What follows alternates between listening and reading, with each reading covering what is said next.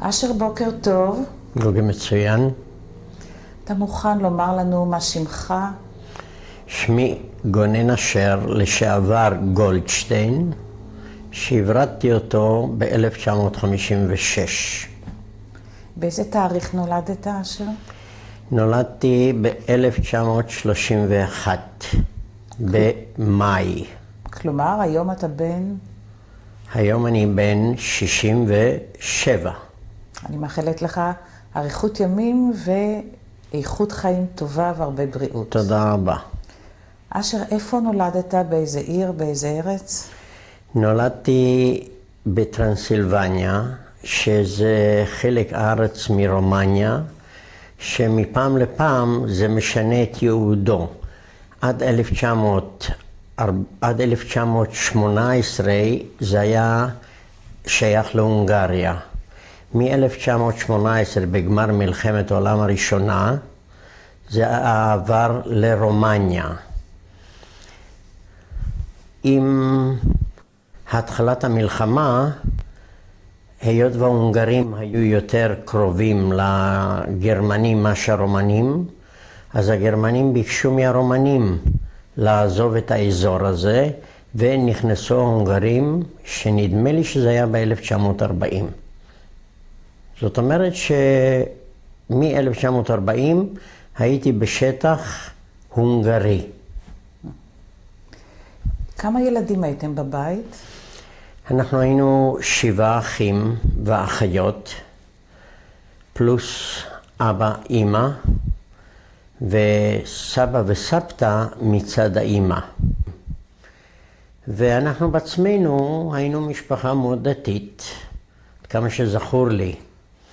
אבי היה לוקח אותי פעמיים ביום לבית הכנסת, פעם בבוקר, די מוקדם, ואחר כך בערב תפילת מנחה ומעריב. כך שיש לך זיכרונות גם מחגים. תביטי, מבחינה דתית, אנחנו... יש לי, לפעמים אני שומע כל מיני מנגינות בארץ, שזה פשוט מחזיר אותי אחורנית, 50-60 שנה, שאותם המנגינות הייתי שומע שהיינו מזמרים. אני מבינה שאתם הייתם משפחה יהודית גדולה. מה שם העיר או העיירה שגרתם בה? העיר נסות, שזה פרובינציה של עיר יותר גדולה שקוראים לה ביסטריץ. ביסטריץ הייתה עיר מחוז, ואנחנו היינו עיירה יותר קטנה, שהיו בה עד כמה שאני מסוגל להעריך, היו בה כ-400-500 משפחות יהודיות. בית ספר יהודי לא היה, אבל מה שכן היה, זה היה חדר. היו בעיר איזה 2-3 מקומות שקראו להם חדר, ששם בדרך כלל היינו הולכים, במקום לגן, היינו הולכים לחדר, וברגע שהתחלנו ללכת לגן העירוני, אז היינו בבוקר הולכים לגן העירוני, ואחרי זה ממשיכים עד אחרי הצהריים, היינו ממשיכים בחדר. יש לך זיכרונות, אשר, מהחדר?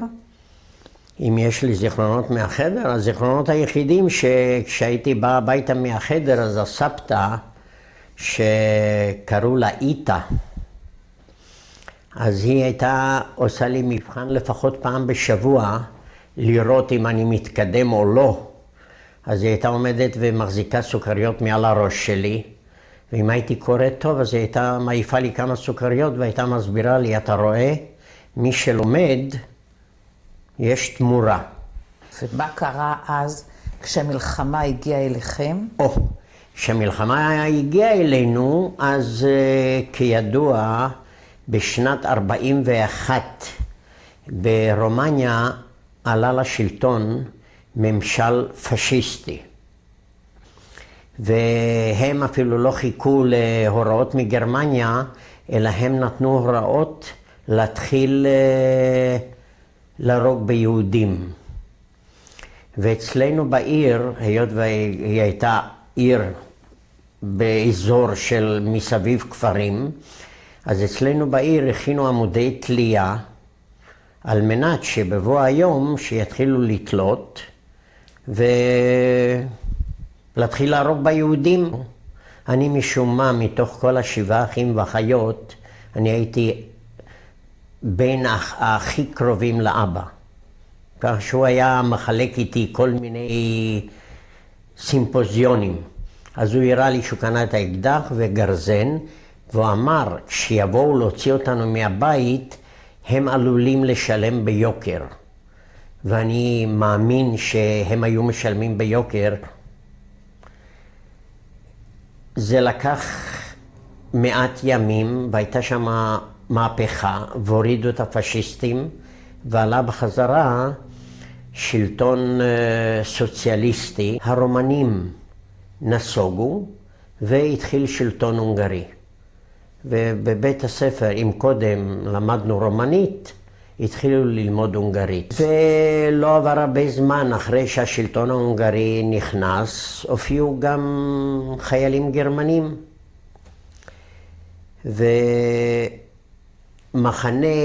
היה להם איזה מחנה צבאי, אבל לגור הם החרימו אצל כל משפחה יהודית, כמעט אצל רוב רובם.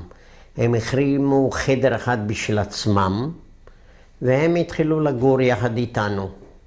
בתוך הבית? בתוך הבית. בבוקר הם היו יוצאים למחנה שלהם, וחוזרים עם ערב. אני רק רוצה לציין שהחיילים האלה איתנו חיו מאוד מאוד בסדר. היו בינינו יחסים מאוד טובים איתם. זה התבטא בזה שבימי שישי אמא הייתה מזמינה אותם לארוחת ערב שבת, ועל מנת לא לפגוע בכבוד של אבא, הם היו חופשים כובעים על הראש. כמו כן זכור לי שכשאני חליתי פעם, אז במקום ללכת להביא רופא מאיזשהו מקום, הם הביאו את הרופא הצבאי שלהם. כמה חיילים גרו אצלכם? גרו אצלנו בבית 3 חיילים גרמנים שהם היו שייכים לוורמאכט. בעיר שלנו עצמה היו המון גרמנים שקראו להם סקסים. זה היה מושג שלהם. סליחה. והרבה מהם, מהנוער, התגייסו לצבא הגרמני, באותו רגע שהגרמנים נכנסו, והם שירתו ב-SS. לא עבר הרבה זמן, זאת אומרת הרבה זמן, שנה, שההונגרים התחילו לנקוט נגדנו בכל מיני אמצעים. מה למשל? למשל, להתחיל ללכת עם טלאי צהוב, על מנת שיוכלו להבדיל בינינו ובין הגויים. ב' לתת לנו עבודות כאילו בזויות, כמו לטאטא רחובות. את המבוגרים יותר לקחו לכל מיני עבודות חפירות, ואותנו הילדים שמגיל 11 היו נותנים את העבודות האלה לטאטא את הרחובות, לאסוף זבל וכל מיני דברים כאלה שהם חשבו שזה מבזה אותנו. הם התחילו, היות ורוב החנויות בעיר היו בידיים יהודיות, המסחר היה יהודי, אז הם הכריחו את היהודים בשבת לפתוח את חנויות. בהתחלת שנת 44 הם התחילו להגביל אותנו להחזיק חנויות פתוחות. הם סגרו את רוב החנויות היהודיות. הם הוציאו אותנו מבתי הספר שהיינו לומדים ביחד. עשו כיתות נפרדות של יהודים. ועם הזמן הזה הם התחילו לצמצם את השעות, כך שהגענו לדבר כזה שהם היו מרשים לצאת החוצה לרחובות לקניות למשך כמה שעות ביום. זאת אומרת 4-5 שעות, מחוץ לשעות האלה אסור היה להסתובב. אני זוכר שקנו לי תפילין שחשבו שאני אתחיל ללמוד להניח תפילין. במקרה לא הספקתי ללמוד, כי פינו אותנו, הוציאו אותנו מהבתים לגטו שהוא נמצא בביסטריצה. היות וזה היה עיר גדולה ומחוזית, אז לשם התחילו להביא יהודים מכל המקומות. וכל אחד שם, כל משפחה, היו להם אוהלים הודים. מבחינת רכוש הם אפשרו לכל אחד לקחת סמיכות, קצת בגדים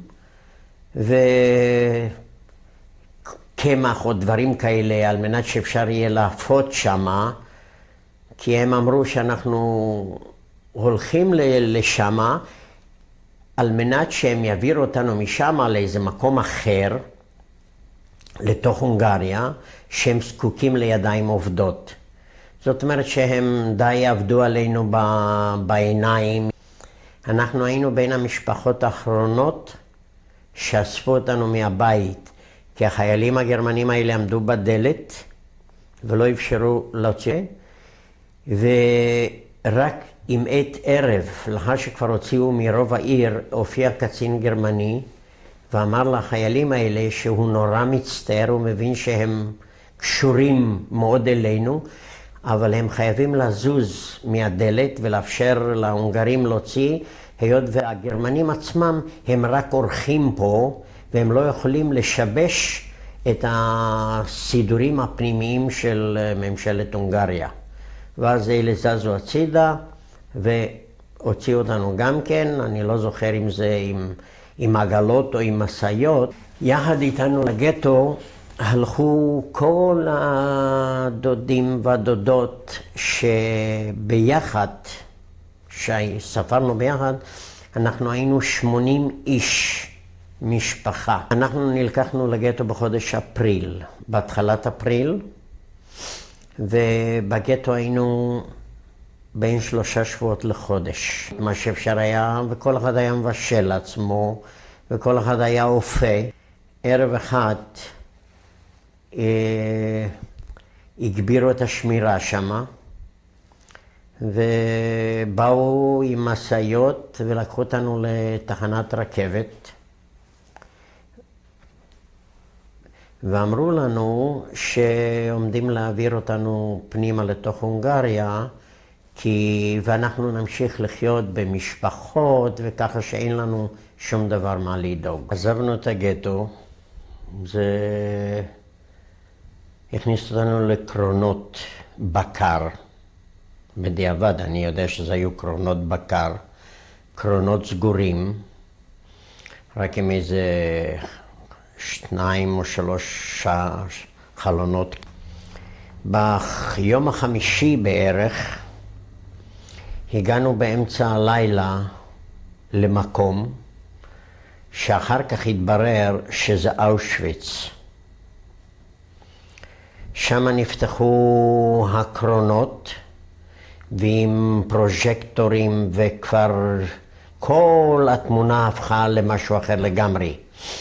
שם התחילו תכף עם כלבים, וכבר שם היו חיילים גרמנים. אחר כך להסתדר בילדים מתחת לגיל 15 שמאלה עם האימהות, ומעל גיל 15 ימינה עם האבא.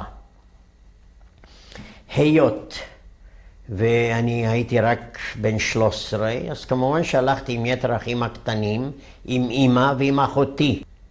כי אחרי כמה דקות שצעדנו ניגש אליי חייל גרמני, לקח אותי בצווארון ואמר לי, תעבור ימינה כי אתה כבר מסוגל לעבוד. אני עזבתי אותם, כל זה תוך כדי ריצה וכל זה, עברתי ימינה, חיפשתי את אבי ואת אחי, מצאתי אותם. יותר את אמא עם אחותי ואת יתר האחים יותר לא ראיתי.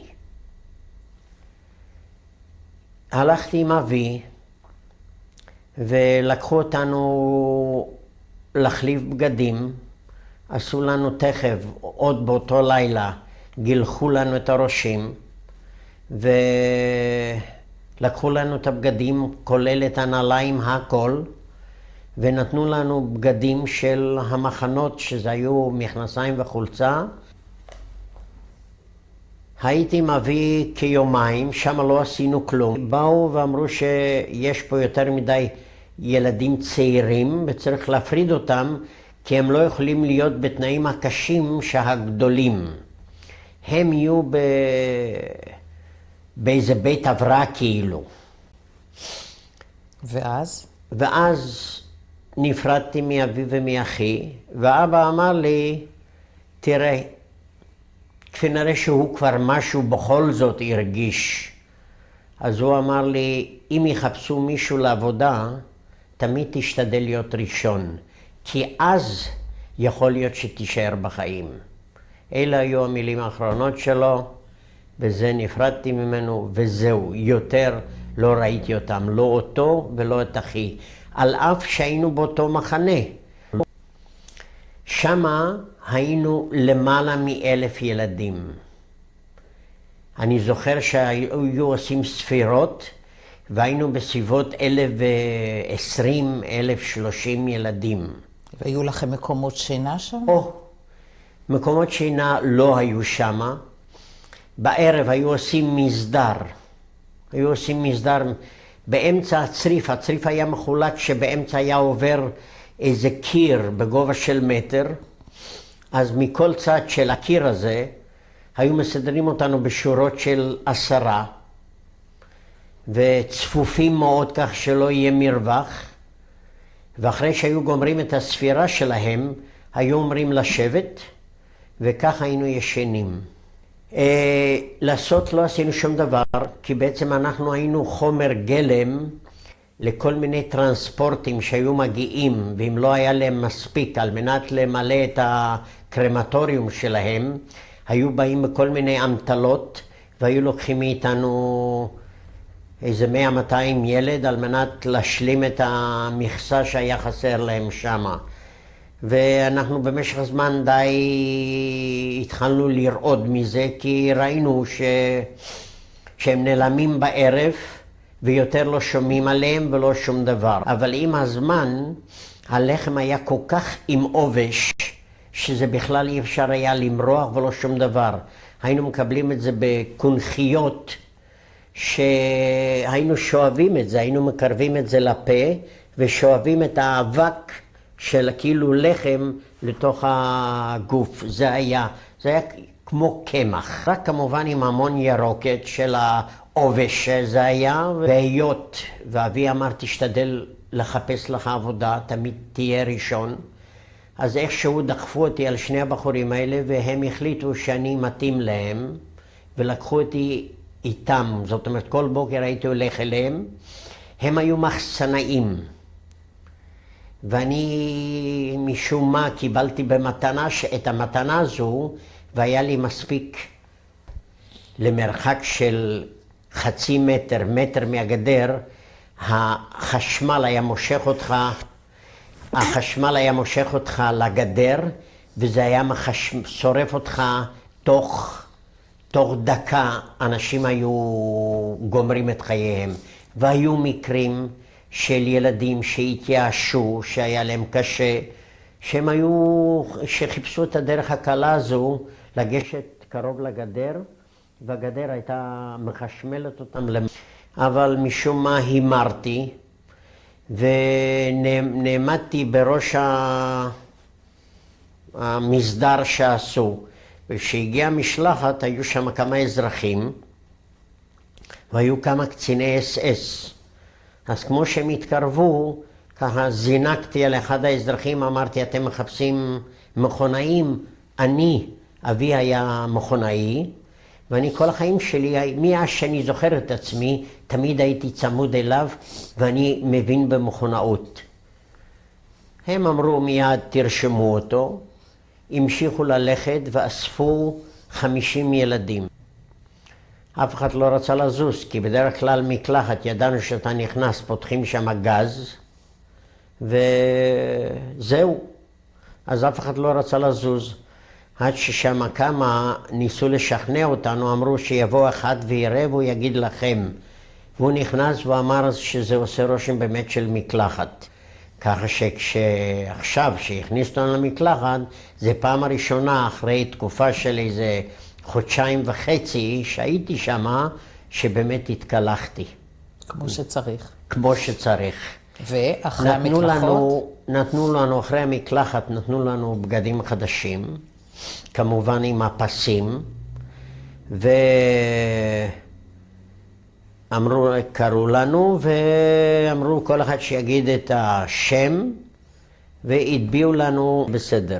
ואז התברר שהמספר הוא B6180. הוא אומר, מהיום והלאה לא קוראים לך יותר לא גולדשטיין, לא אשר. כשאתה תשמע שצועקים B6180, תגיד יבול, וזה שאת המספרים הטביעו לנו רק כשעזבנו את אושוויץ. בתוך אושוויץ עצמה לא היה לי שום מספר. ולאן לקחו אותך? משם לקחו אותנו לקטוביץ. בקטוביץ, על יד קטוביץ, שזה שלזיה, שם שיכנו אותנו בצריפים, אבל קיבלנו מיטה, כל אחד קיבל מיטה. קבוצת הילדים לקחו אותנו לבית חרושת, היה בית חרושת לתותחים כבדים, תותחי חוף כאלה גדולים. אותנו הביאו לשם וסידרו אותנו לעבוד על יד מכונות. אני בעצמי עבדתי על יד מכונה שהייתה משחיזה, גלגל שיניים שהוא היה חורט את לוע התותח. היו מספר של כמה אנשים שם, והגרמנים אמרו שהם ניסו לברוח, והיות והם ניסו לברוח היה משפט ודנו אותם למוות. אני בעצמי לא רציתי, היה לי קשה להסתכל בגיל 13.5 איך שתולים אנשים, אז ביקשתי מאיזה בן אדם מבוגר שיחליף אותי, שהוא יעמוד לפנים ושאני אעמוד מאחורה. אז אני זוכר שאיזה גרמני עמד מהצד, והוא ראה את החילופים האלה, אז הוא התחיל לצעוד. כשהוא התחיל לצעוד ידעתי מה הכוונה שלו. הוא בא אליי, אמר לי, תראה, אתה עוד יש לך הרבה זמן להיות פה, ככה שאתה תעמוד מקדימה ותראה מה קורה למישהו שמנסה לברוח. אז הוא העמיד אותי בראש השורה, ואת המבוגר הוא אמר לו, אתה תעמוד מאחורה. וככה שהיה לי את הכבוד בגיל 13.5 לראות איך שתולים אנשים.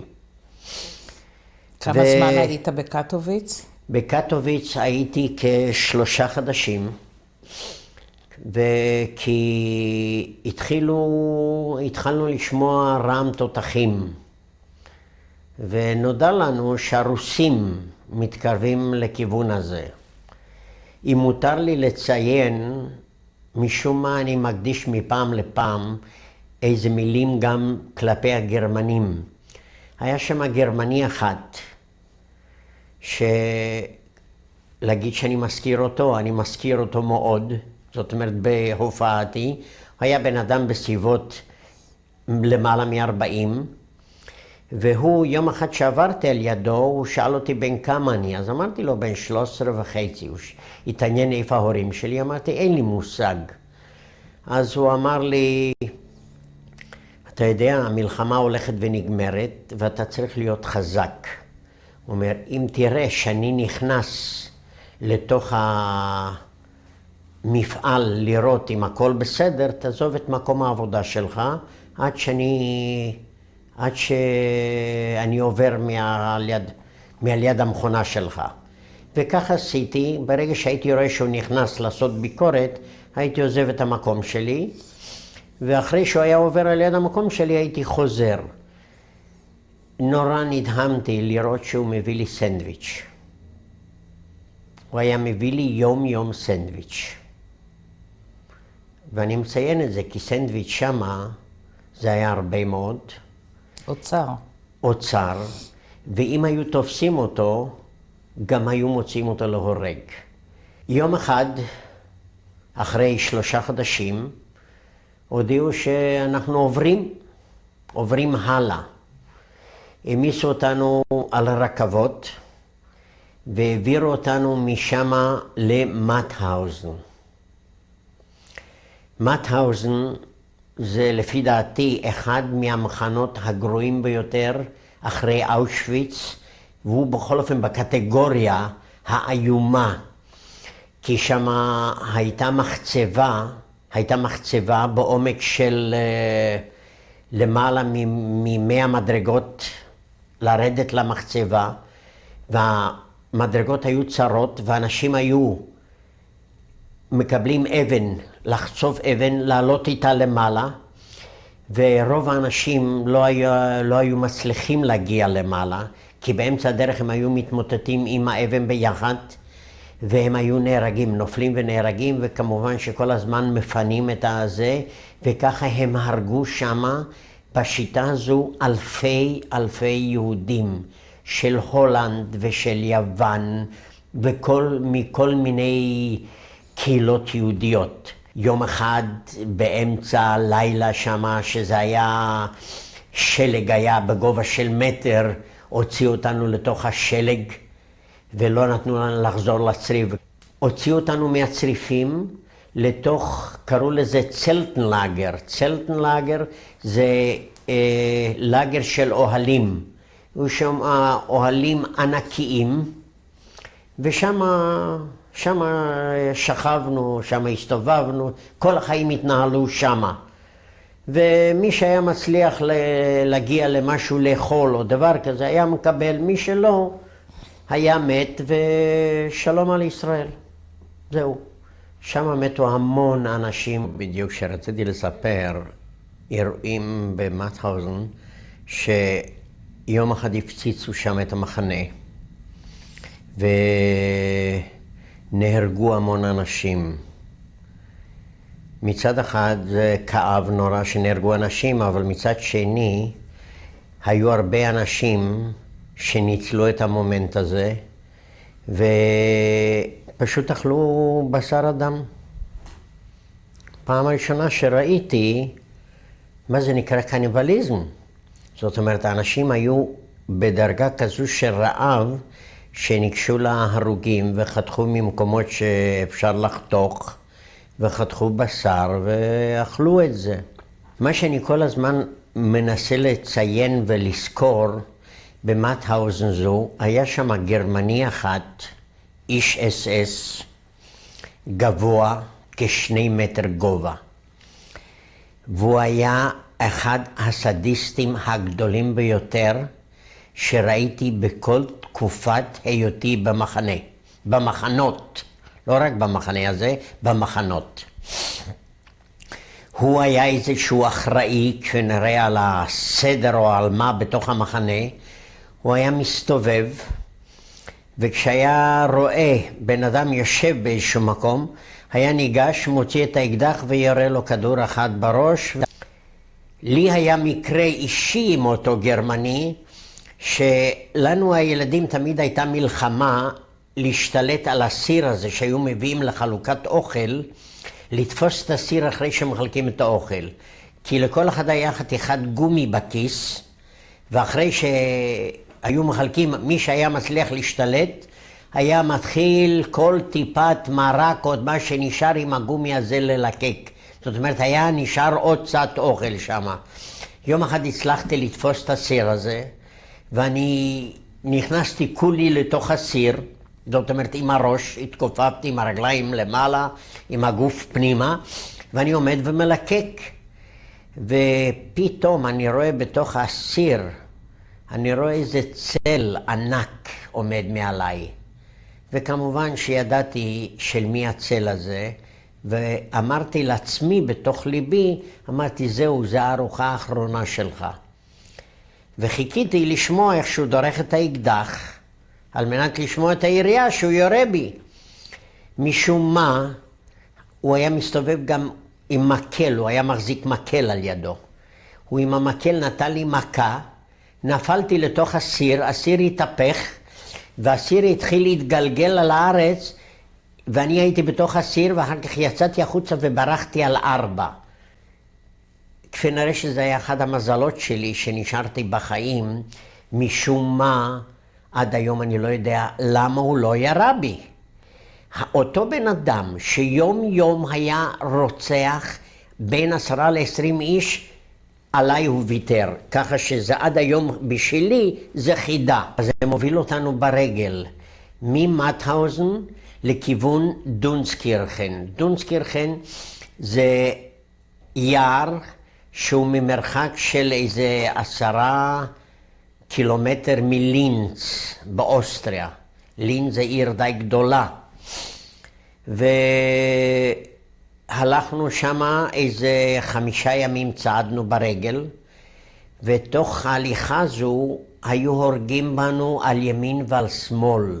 כל כמה דקות היו יורים במישהו על מנת להכניס פחד בנו שלא ננסה לברוח. ככה שנפלו 10 אנשים, אולי אפילו 100 בהליכה הזו של בין מטהאוזן לדונסקירכן. אחרי כ5 ימים הגענו לדונסקירכן, זה היה יער. הם הקימו, ביער הזה הם הקימו צריפים, אבל הדוחק בצריפים היה כל כך גדול, שאנחנו ילדים, היינו 5 ילדים שכל הזמן צעדנו ביחד. אנחנו אמרנו אחד יעזור לשני, מה שלא יקרה, אחד דואג לשני, או כולנו נלך, או שכולנו נשאר. ועל מנת שמה, זה היה ביער, וזה היה חודש אפריל, השלגים הפשירו, היה בוץ נורא, אז אנחנו הלכנו, לא הייתה בעיה, אספנו לעצמנו 5 מתים, סידרנו אותם בשורה אחד על יד השני, מת שישי שמנו במקום כרית, שמנו עליהם שמיכה וככה ישנו. אנחנו בכל אופן לא נכנסנו לצריפים, כי בצריפים היה מחנק. ואחרי 3 שבועות שמה, יום אחד בשבת אחרי הצהריים, שמענו שהגרמנים צועקים כנוס בגרמנית, והחיילים התחילו לרוץ ולזרוק את הנשק. לאחר השחרור. לאחר שהגרמנים ברחו, שמענו טנקים לא רחוק מאיתנו, זה היו טנקים של אמריקאים, רצנו והסתכלנו על הטנקים האמריקאים, והם זרקו לנו כל מיני דברי מתיקה, אבל חזרנו לתוך המחנה, כי חשבנו אולי זה רק, אולי הגרמנים עוד יחזרו, ושימצאו אותנו פה. פה נגמרה פרשת המחנות. אחרי 2-3 ימים לקחנו את הרגליים והתחלנו לצעוד. אני חליתי שם, אחרי שהשתחררנו, חליתי בטיפוס. הייתי כשבוע ימים או כמה באיזה בית חולים ארעי שהאמריקאים הקימו, ואחרי זה יצאתי משם, ובדרך כשיצאתי משם ראיתי פתאום ברחוב איזה חייל עם דגל של מגן דוד, עם דגל כחול לבן על השרוול. אני זוכר שניגשתי אליו ושאלתי אותו, ביידיש שאלתי אותו, מי אתה? אז הוא אמר לי שהוא חייל יהודי מישראל. אז ביקשתי ממנו, אולי הוא מוכן לקחת אותי לשם. הוא לקח אותי על הידיים, כי בסך הכל שקלתי 20 קילו. הוא לקח אותי והלך כברת דרך, ושם התחילו לאסוף, כנראה שחיילי הבריגדה התחילו לאסוף ילדים, שהם כבר הבינו שמה שהולך פה, אספו אותנו, וכל כמה ימים הם היו מבריחים אותנו מאוסטריה, במסעיות סגורות היו מבריחים אותנו את הגבול לאיטליה, ובאיטליה הקימו מחנות על גבול אוסטריה-איטליה, ושם הם התחילו פשוט להחזיר אותנו, לתת לנו צלם אנוש. מחנות הבראה. משהו הבראה, הם התחילו ללמד אותנו לאכול, וכמויות הם הקפידו מאוד שלא נאכל הרבה, כי המון אנשים מזה שהתחילו ביומיים 3 הראשונים לחטוף אוכל, התפוצצו להם המעיים. אותנו, אחרי שהבריחו אותנו את הגבול לאיטליה, אחרי איזה זמן מסוים העבירו אותנו למקום לא רחוק מברי, לדרום איטליה. שם החרימו איזה בתים של איטלקים או שכרו וסידרו קבוצות. היינו שם 3 חודשים, ואחרי 3 חודשים השיגו בשבילנו סרטיפיקטים, ועלינו עם אונייה בריטית, אוניית מלחמה בריטית הביא אותנו לארץ. באיזה תאריך זה היה? זה היה בנובמבר 1945. לארץ הגעתי לעתלית, אחרי תקופה קצרה, אחרי כמה ימים בעתלית, הביאו אותנו לבאר טוביה, ובבאר טוביה משפחות, כל משפחה אימצה איזה ילד. המשפחה שלי, שהיא הייתה ממשפחת ניסנוף, משפחה מאוד ידועה מהשומר, והוא היה דוד שמבום, משפחת שמבום. הם אימצו אותי ואני גדלתי אצלהם. שם גם הכרתי את אשתי לעתיד. היא הייתה מאוד יפה, ובה בחרתי מכולם. ואחרי שגדלנו בערך 2-3 בבאר טוביה, פרצה מלחמת השחרור. אנחנו התארגנו, אותם הילדים שבאנו ממחנות, התארגנו 10 ילדים, ברחנו והתגייסנו לפלמ"ח. רק הייתה לנו בעיה, כשבאנו לפלמ"ח ואמרנו להם שאנחנו ילידי 31, אמרו שהם מצטערים, לא יכולים לקבל אותנו, כי אנחנו צעירים מדי. אז באותו רגע הוספנו שנה לחיינו, ואמרנו שאנחנו ילידי 30, שירשמו 30, והם רשמו ילידי 30, ומאז גדלתי מהר מאוד בשנה, ושירתתי בפלמ"ח. אני בסך הכל התחלתי לדבר על כל הדברים האלה של המחנה, וזה שנים אני לא סיפרתי ולא דיברתי. אבל אני לפני 2 היה איזה כנס בירושלים, וראיתי שבעצם כבר אין הרבה אנשים שיכולים לספר את סיפורי הזוועה האלה. ואז הגעתי להחלטה שאני צריך להתחיל לדבר. והתחלתי לספר, ואני פעם בחודשיים בערך ביד מרדכי מגיעים נערים ונערות מכל מקומות בארץ, מעבירים להם יום עיון שמה, ומופיע אחד מאיתנו ומספר להם את הסיפור הזה, ואני רק מבקש מהם דבר אחד. המסר שלי להם שיאהבו את הארץ. עם הטוב והרע, כי אין מקום שנוכל להגן על החיים שלנו כמו שפה בארץ. המקום שלנו זה במדינה שלנו, ומה שנהיה יותר במדינה ומה שנאהב אותה יותר, זה ייתן לנו יותר. יש לי 2 ילדים שיהיו בריאים, בת שגרה פה באשקלון ויש לה 3 ילדים, בן שגר בקיבוץ שדה בוקר, כבר 20 שנה, גם כן עם 3 ילדים, וזה מה שאני נתתי למדינה שלנו. התמונה שאתם רואים זה סבא מצד אמא שלי. שמו שמלר. יהודי נחמד והדוק ודתי מאוד. תמונה זו שאתם רואים, זו תמונה של אמא שלי, זיכרונה לברכה. הייתה אישה מאוד יפה, ואמא שגידלה 7 ילדים, והיא לא חזרה מאושוויץ. זו תמונה של אבא בגיל צעיר.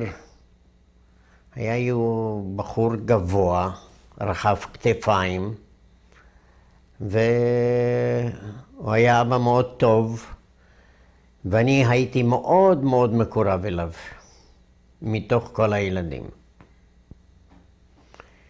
תמונה זו אחותי הגדולה, היא הייתה בת 18. היא כבר הייתה תופרת מקצועית, וגם לה לא שיחק המזל והיא נספתה באושוויץ בגיל 18. תעודה זו שאתם רואים עכשיו, השגתי ביד ושם.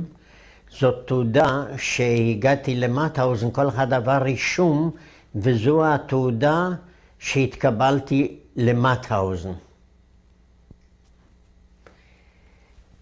מה שאתם רואים פה בצד התמונה,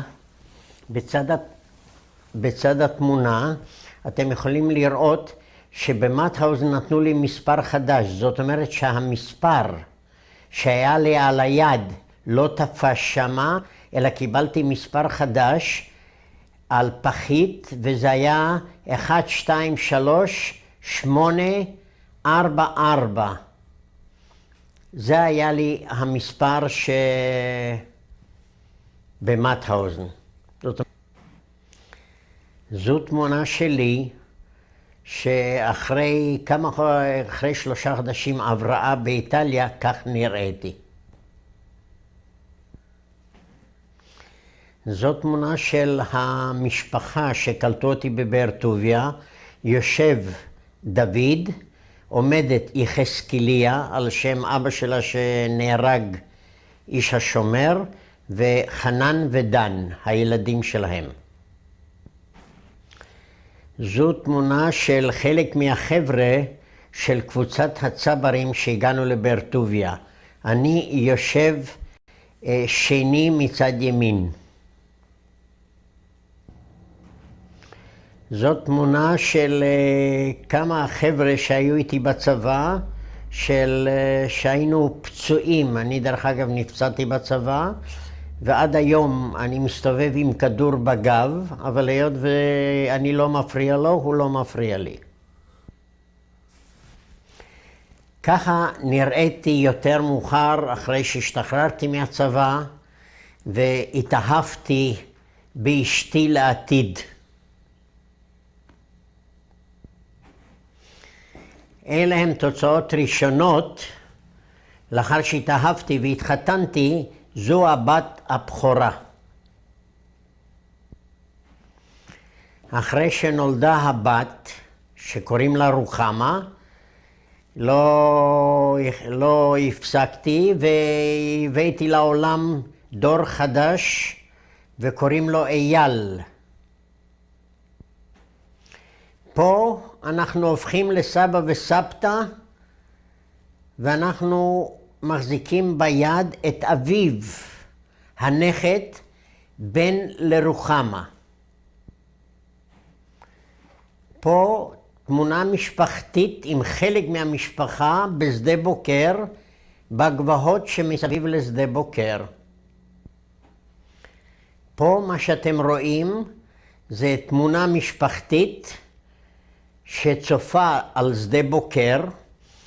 משמאל זה הבן אייל, על ידו הנכדה נעמה, יושבת ליאת, אמא שלה חנה, אני בכבודי ובעצמי, אשתי ואשתי אמירה, אם לא אמרתי עד עכשיו, והנכד ניר.